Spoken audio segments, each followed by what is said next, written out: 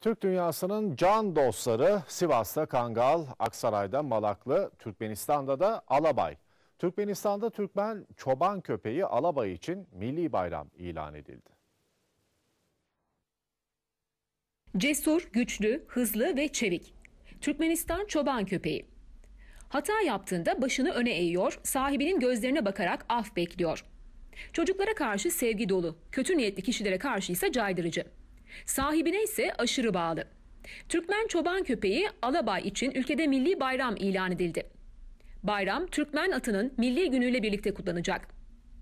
Her yıl Nisan ayının son pazar günü yapılacak kutlamalarda ahal teki atları arasında düzenlenen güzellik yarışması Alabay köpekleri için de düzenlenecek.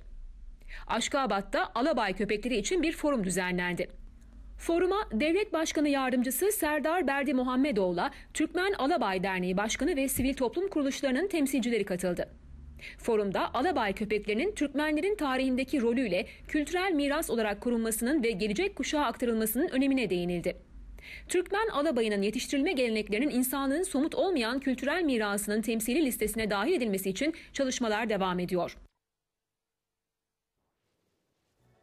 Evet, bugün acımız büyüktü.